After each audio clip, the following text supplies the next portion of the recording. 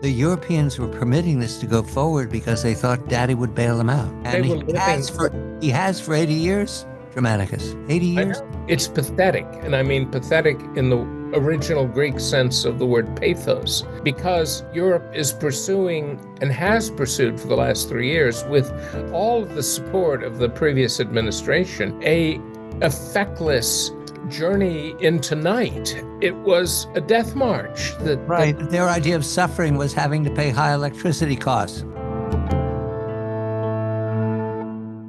This is the Friends of History Debating Society. I'm Gaius. Germanicus is here. We're in Londinium. Spring is in the air. The cold snap will pass. We're turning to attention in the 21st century because, as Romans, it can be puzzling to see how media works. And there was reason to believe that the media worked magnificently when no one was in charge. You just let the cameras roll live, recorded.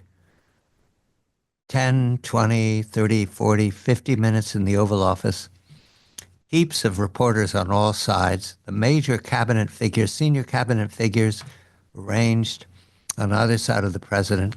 The president of Ukraine, momentarily in a talking press conference before the signing of a treaty, an arrangement, which would permit the war to end in Ukraine. And then a luncheon. And yet, Germanicus, a very good evening to you. There it is. It reminds me of a shocking end of a World Series game. You can't believe it happened, but it's done. It's in the history books. Nobody planned it. The events of Friday are burned into history in Europe. And we, as Romans, observing from the first century AD, can make some observations. Certainly. I begin, however, to ask what this means for the war fighting and for what appears to be a deteriorating scene for the Ukrainians that will only get worse because of a manpower shortage. Ukraine has oddly and stubbornly refused to draft 18 to 25-year-olds. Very odd, given that they're asking for NATO or the United States to defend them with 18 to 25-year-olds, which is what makes up the military for the United States. In the enlisted ranks, Marines and Army and Air Force, young men and women now. So I ask you what you make of Ukraine's conduct on Friday compared to what we know to be extremely difficult road ahead in these next months, time for a spring offensive. Good evening to you, Germanicus. Good evening, Gaius. You've asked two questions about two different dimensions of the war. And the first, of course, is what happened at this press conference, especially the last 8 minutes or 9 minutes. What you saw there was a collision between the fabricated, false fantasy narrative of this war that was the order of the day as set out by the previous administration of Mr. Biden. And, enthusiastically, if not ecstatically, embraced by the NATO vassal nations. And that narrative has led Ukraine to near destruction, not just as a nation, but as a working society.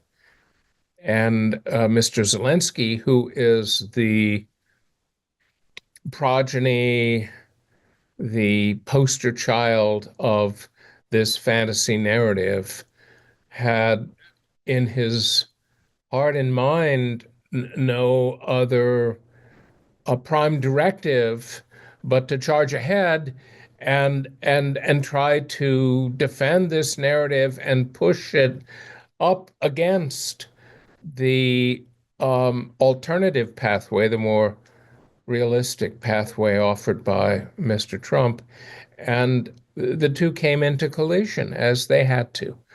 This was not simply a cringe meeting gone wrong.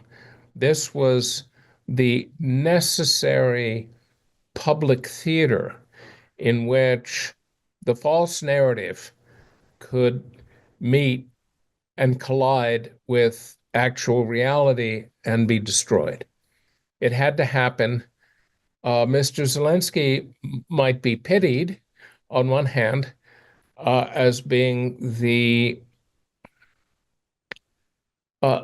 sort of anointed um, character leading the charge for this false narrative.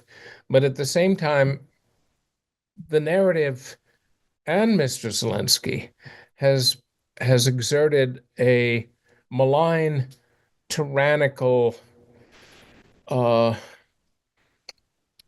force onto Ukraine.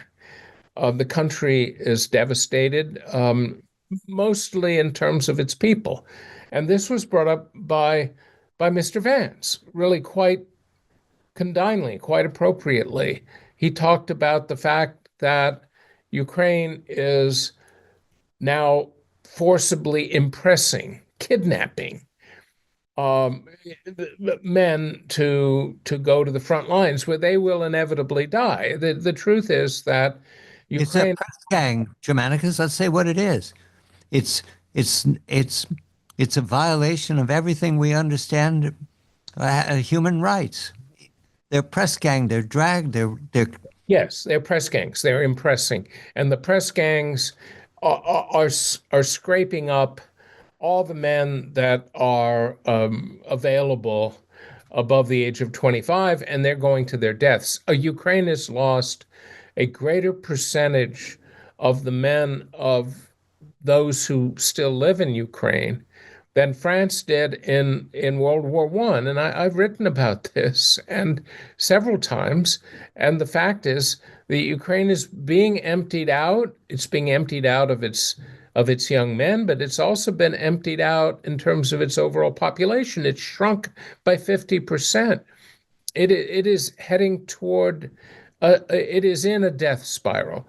And you ask why they are not recruiting, quote unquote, or impressing men from 18 to 25. Well, there's an overarching existential reason. Because if those men are sent into the battle zone and die, there won't be a Ukraine left. That's how bad things are right now in that country. And so clearly, knowing this, Mr. Trump is trying to put it to an end before there is no more Ukraine. Meanwhile, not just stubbornly, but in a fit of madness, I can't characterize it any other way. The European nations believe that somehow there is the good fight against Russia. Russia is evil. Ukraine is standing, Vaktam Rhine on the barricades, preventing the destruction of Europe itself. And yet they are the parties to the destruction of an entire country, namely Ukraine. And it is a terrible thing to behold, and it has to end. And so, what Mr. Trump did in the face of Mr. Zelensky's rhetorical attack, and it was an attack, basically what the visits by Macron and Starmer, and then finally Zelenskyy, were attempting to do is to corral the Trump administration into a position that would ensure that the war would go on, but the war cannot go on.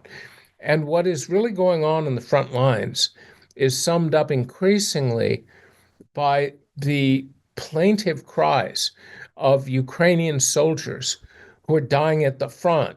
And what is the common thread in their cries? It is, please, Mr. Trump, stop this war, save us, save our country before it's too late. Again and again, and this is You just go on X, for example, or any other platform, especially Telegram, and you see that this is a tragedy of extraordinary proportions that need not continue. How can Europe be so blind, so narcissistic, so wrapped up in itself that it is willing to oversee for nothing, for no reason, the deaths of what is left of Ukraine? Puzzle. Sometimes I see Zelenskyy.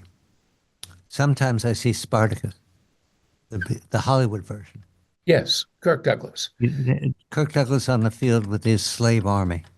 And there's Crassus, Lawrence Olivier, Right. and the final battle, and we're going to win out. It's a fantasy, but there was a New Yorker cartoon about that time. I think I've mentioned it to you before, Mhm. in which someone looking like Spartacus is standing there in rags, surrounded by worthy soldiers, and the line is, "But we have righteousness on our side," and they're facing three legions that will crucify them. Right, right, right, And it's a movie. It's not history. right. Well, Spart- they they're the Europeans were permitting this to go forward because they thought Daddy would bail them out. they And were living. he has for 80 years, Germanicus. 80 I years? know, I know, and it's pathetic, and I mean pathetic in the original Greek sense of the word pathos, because Europe is pursuing and has pursued for the last 3 years, with all of the support of the previous administration, a feckless um, journey into night, as Eugene O'Neill might put it. It was a death march that Right. Their idea of suffering was having to pay high electricity costs. well, they are, but meanwhile, they've condemned Ukraine to absolute destruction. It is a crime that we have committed, because there was no reason for this war to ever have happened. And Mr. Trump is absolutely correct in that. It should never have happened. It Right. only happened because of all of the things that NATO did, again, out of its narcissism and cupidity. Is NATO finished? Is this not only the end of the Ukraine war, it's because he will sign that deal and there will be an end and a Yes, ceasefire. they will. And what Is NATO done? we can suggest some ways ahead. First of all of the puffery and bluff of Europe today, that it will put, French and British troops into Ukraine, that isn't going to happen.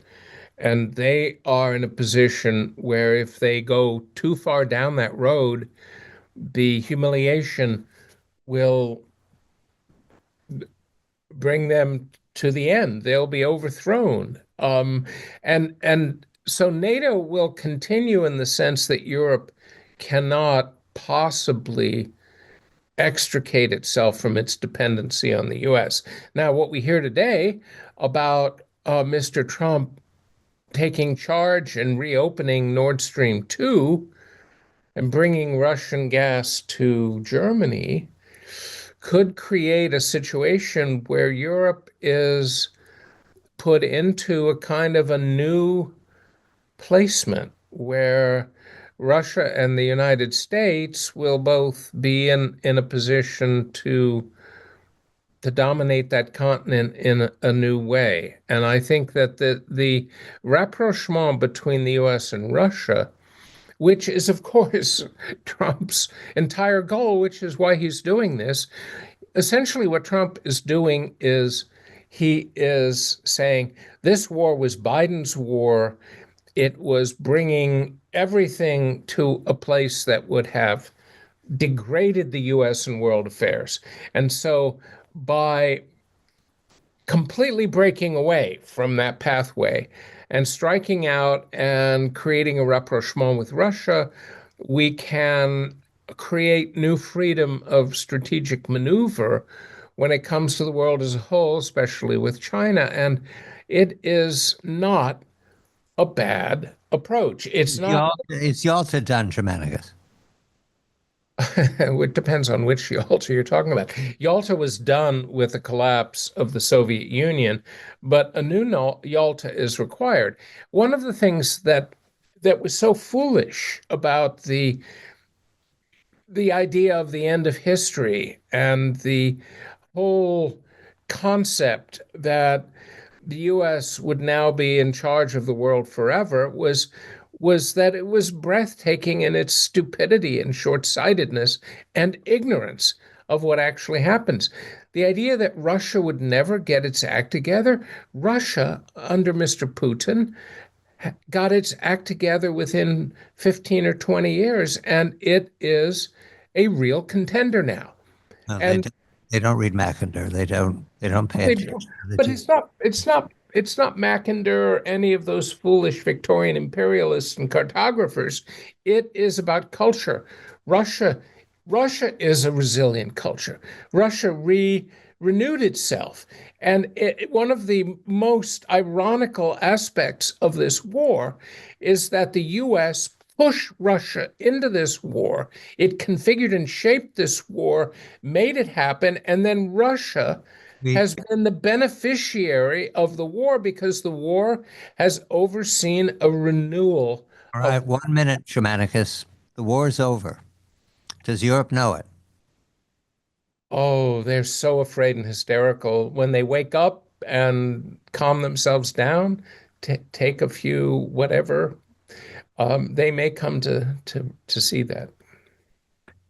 We're entertaining ourselves, observing the 21st century back itself into an empire, a real empire, with an imperial project underway.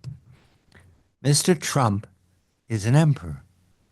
Recognizing this is King Charles III. He invites Mr. Trump to Balmoral Castle. I was delighted to see it because that's what kings do with emperors. They invite them to come visit. And when they do, it's a blessing. Now, we see it because we live with the aura of Augustus, the god Augustus, who built the Roman Empire with institutions that remain in America. Britain inherited them, America inherited them from Britain. The Emperor Project is well underway, and the Emperor speaks with great authority. However, Germanicus, I come to you on this because just because we can see it doesn't mean that it's acceptable to the society that America has put together after 250 years. Now, the Republic served its purpose. It's exhausted. Hence, they welcome Elon Musk's interference because he can say things and do things that Congress is frightened to do. They can't build laws to solve the obvious problem that we're running out of money. We have a date certain which major programs will fail. You won't be able to feed the corn of the Egypt to the people again. But Musk can do it because he's outside of the Republic. He is a perfect representative of the emperor. We see it. Musk sees it. I believe Mr. Trump sees it. Emperors can be succeeded. There's nothing single about it. They usually are succeeded by adopted son, and Mr. Vance looks a whole lot like an adopted son. In fact, Germanicus and I were jesting that this looks like Julius Caesar adopting Octavian sometimes, especially in those 8 or 9 minutes in the Oval Office. Germanicus, is America ready for its success of becoming an emperor's state? I think it's important to understand what an empire is and why an empire happens. I mean, the Roman Empire was no quirk or awkward twist of fate. What happened to the Roman Republic is simple. The Roman Republic ceased to be the kind of balanced tribal compact that balanced the big men and the people. And the Roman Republic became an oligarchy. And oligarchies do not care about the people.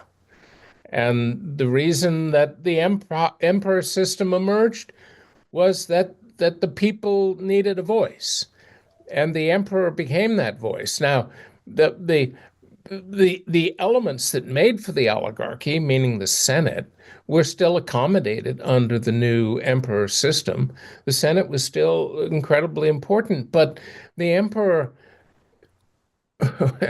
the emperor could take care of the needs of the people who had no other voice. And this is frankly the problem of the United States, which we have seen over the last 20 years or more, is that there is no real voice for the people. And as America became more and more of an oligarchy, and it was never more clear than it had been under the previous 4 years of the Biden administration, where you had not a weak emperor, you had a pasteboard cutout cardboard figure run by all of the oligarchs. The Democratic Party was indistinguishable from the oligarchic system in the Venetian Republic or its progenitor, which of course was the Roman Republic. So an emperor system is a way to prevent a revolution. And the emperor has to be a good emperor, or the emperor is overthrown. And of course, that is the story of Rome. But the emperor system is not a monarchy. It's not hereditary. There are no real dynasties. Roman dynasties didn't last. The only Roman dynasty, the so-called Flavian dynasty, that lasted, as we will see, was based on the kind of adoption of the next emperor. In other words, it was a kind of more. It wasn't more egalitarian, but it was more stable because it wasn't rooted in the pitfalls of dynastic passage. If you have a dynasty that is, one king is succeeded by another great king, that rarely happens. It's been the great pleasure and glory of Britain to have had three long reigning effective sovereigns, George III, Victoria, and Queen Elizabeth II, that really presided over most of the last several centuries of Britain. And the fact is, you can't count on that. And many monarchies founder on this idea of, primogeniture and the handoff to the son. And what Rome managed to do was to have an imperial leadership, an executive who was chosen for his capabilities. And that guided the Roman Empire from the time of Augustus for the next, 12, 1300 years. And that's where we are now. The country is too huge and unmanageable, except with that kind of system. And all of the other elements in the constitutional order are still in place. But a strong executive is the only way in which the people's needs can be felt. And that, I think, is where we stand now. Does Beijing see it? Does Moscow see it? Well, they, of course, have not so dissimilar systems. The Chinese system, has the party, which could be equivalent to the Senate, the Senate in quotation marks, meaning, the Congress and Senate, and Russia has the Duma, but they have very strong leaders. The leaders have to perform. If they don't perform, they go away. They're So overthrown or replaced. they recognize it. They recognize that Trump is conducting an emperor's logic. Yeah, yeah, and they feel comfortable with that, and that's helpful because in that circumstance there is the basis for uh, making agreements because you have a basis for trust. I know it sounds strange, but it isn't strange. I mean, America has had emperors before, and they've been the most effective presidents. FDR, Teddy Roosevelt, Ronald Reagan. Before that, you have Jackson, and ultimately, of course, the original Emperor Washington. And their massive authority operated functionally in the imperial space, even though they weren't imperial. I mean, Washington was no um, autocrat, and I don't think Mr. Trump is an autocrat. The empire and emperor concept is not about unbridled power. It's about having a a person who can take charge and not only fulfill the needs of the people, or at least do the best he can, but he also has the ability to prevent overreach by oligarchic tendencies in any complex giant society where you have so many rich and powerful people who would just make it all about them. And I think that's the key. That was certainly the key in Rome, and it's the key today. We will continue to develop the Imperial Project in the weeks and months ahead. It becomes a solution, and the key here, what to watch, is Musk. It's not that Musk is doing a job that no one else can do, because there are other billionaires and there are other men who are cut free from strife. We understand that. But he's being directed by the emperor. Yes. No tension here. The emperor gives an order and Musk carries it out. That is everything Sulla was. Well, okay. It can go wrong. We It have can, plenty of it, that. it often does, but hey, things get done. That's the key right now. Yes, and I've read that. Haven't we both read it repeatedly? He gets things done. It's like a motto. He gets things done. And of course, emperors get things done. After you get used to the pace of a republic that is, the organic word is sclerotic, I think that's generous. Oh, yeah. We have 535 seats in Congress, every one of them frightened for their jobs. Good heavens. It's Emperors are not fearful. well, And, this and they don't retire, they die in office. well, yeah, yeah. Sometimes they retire, but not always. A note about our learning here in the first century AD. We've used examples of emperors that go wrong and examples of emperors that are lazy. That would be Tiberius towards the last 20 years of his life. Emperors that are not worthy of the office. That would be Nero. And we now can offer two examples of emperors who see the problem and they have different solutions. And the Roman one is the second solution. I'm talking about Domitian, our emperor right now. We're very far away, so we can say these things to you and not be heard. We believe. He's weak, and he's crossed the Senate. And the Senate is not fair-minded. The Senate wants to keep its money, wants to grow its properties, likes its slave trade. And Domitian has been troublesome. I think they just don't like him. He's got a difficult personality. He's Vespasian's son, and therefore he inherited his role. Probably not appropriately. His older brother Titus was better at it, but still. And therefore, Domitian, when he comes up against a rock that won't move, he thinks bribery, not conquest, not strategy, bribery. So he came up against the Dacians, who are a troublesome lot. They're tall, they're red-headed, they're Thracians. And they're very good metal workers. And they built capital city in the Carpathian Mountains, Sarmagatusa Regia, which is invincible. And they're very proud of their ability to defy Rome, and they defied Domitian. He lost a couple of legions trying to break them, and then he bribed them. And he thinks that's adequate. Well, it isn't. And when Domitian's out of the way, there will be a solution. And the solution is Trajan, a few years hence. He's an army man. He's no politician.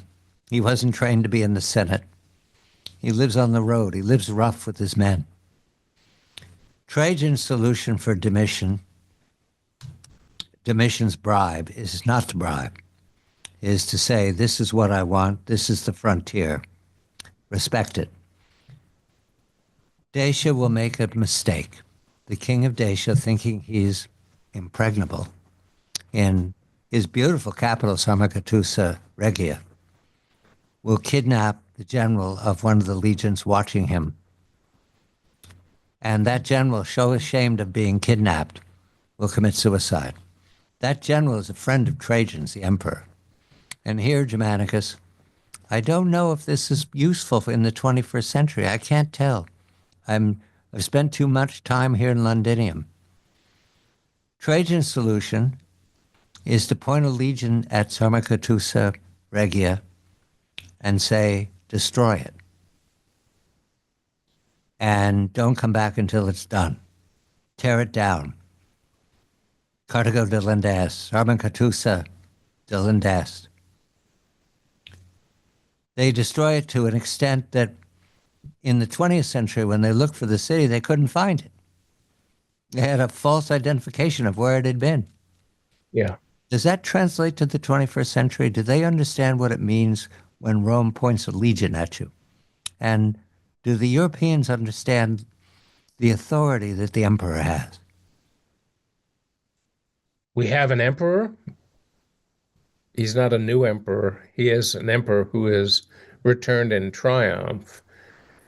And one of the, again, ironical and unintended outcomes of the fierce Democrat effort to bring this man down is that when he did return in triumph, he had almost magical authority. And so he has leveraged that authority very effectively.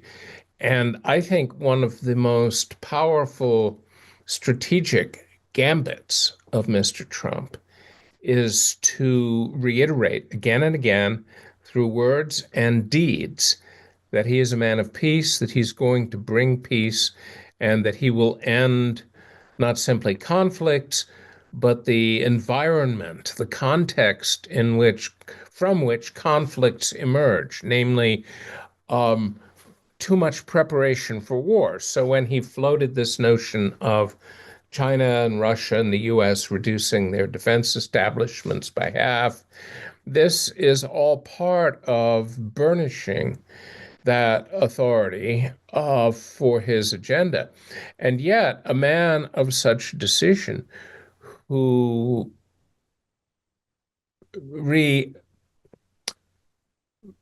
returns to the stage, who walks up the steps and takes center stage, has that authority as an implicit warning to others. In other words, if some rogue variable, some brazen power really strikes at us. The Houthis, I recommend the Houthis. Yeah, well, I mean, he's given the order, I understand. He has all of the capacity within him, and it is implicit and inheres in his enormous authority, which again is partly his creation, but partly the creation of his enemies, is that he has tremendous authority, and if he is truly challenged, there'll be a smackdown. And I think that operates as a great encouragement, shall we say, to the ends that he is most determined to achieve, which of course is this idea of a world that is more peaceful and less reliant on the not just the instruments of military force, but on the use of military force as a kind of necessary part of international relations. So, in effect, he's in a splendid position. What you just suggested about the Houthi is that, yes, there could be an example along the way, which would not be unlike Trajan's approach to the Dacians. It would be a way of saying, hey, I'm fair, but if you and willing to do whatever it takes to negotiate some sort of entente cordiale, if you reject that and strike us, well, hey, you'll be slapped down. And this is a great place to be as long as he doesn't overplay his hand. And the tremendous weakness of earlier administrations, and I would include the Bush administration as well as the Obama and Biden administrations, is that they would lash out in ways that were ineffective and pusillanimous and weak. And so they would lavish all this effort, and that would include the lives of thousands of Americans for nothing. And that is not the way of this emperor. He does feel in his approach to exerting authority, maintaining authority, and increasing authority, he seems very much in line with earlier antecedents like Trajan. Germanicus is Michael Vlahos. Gaius is John Batchelor. We're in Londinium. We're on to the theater. Jugglers tonight, which is not the same as a comedy. We enjoy the comedies, but jugglers are entertaining and they're inventive and they juggle knives, and that's exciting. It's cold, but the theater is open. The pandemic has passed. It's springtime. This is the Friends of History Debating Society. We're working on the Imperial Project. We'll bring it to you every week as best we can, because what's going on in Washington now seems on the edge of recognizing it, but not yet. I'm John Batchelor.